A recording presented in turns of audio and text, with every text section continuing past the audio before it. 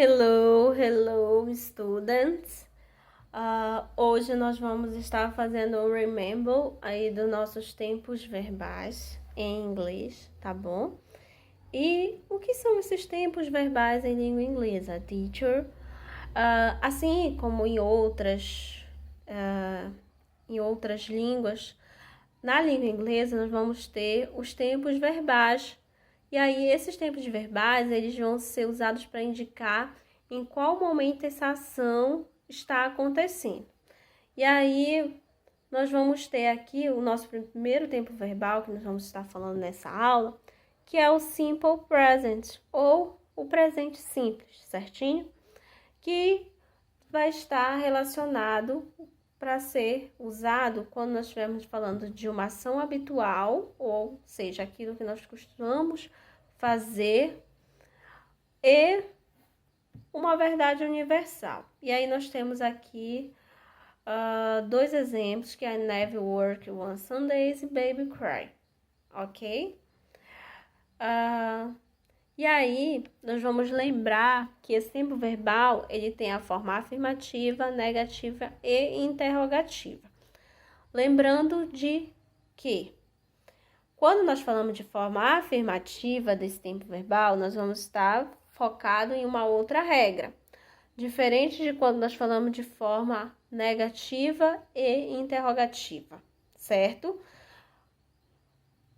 Teacher, explique melhor. Vamos lá. Quando nós temos a forma afirmativa desse tempo verbal, nós vamos estar trabalhando com as três pessoas do singular. Quem são as três pessoas do singular?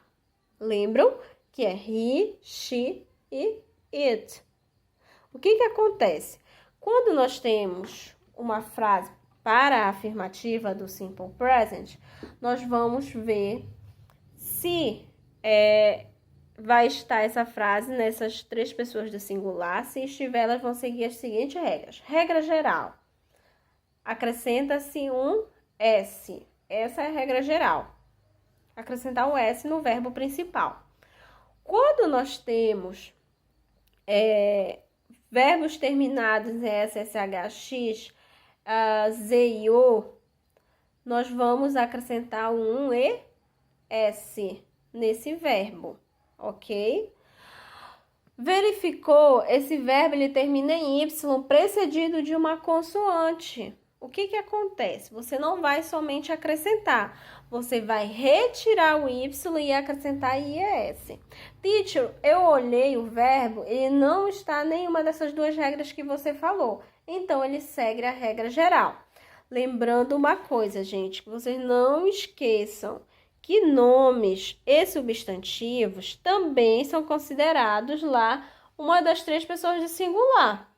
E aí você vai verificar se ele está falando de, por exemplo, Bob, então é he.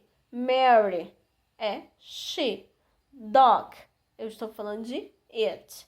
Então não esqueçam disso, gente. Então aí vocês vão continuar utilizando a regra geral ou as duas outras regras que eu disse para vocês, do ES ou do IES, tá?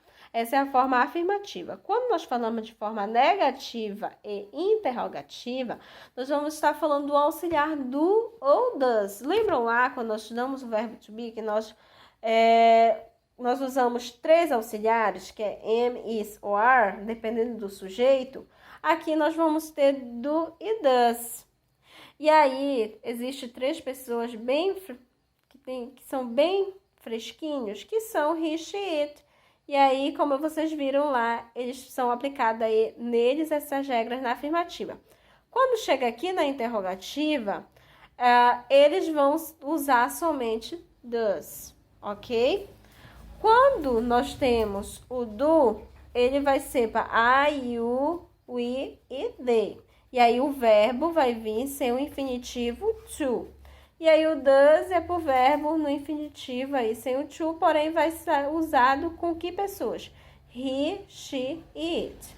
Ok?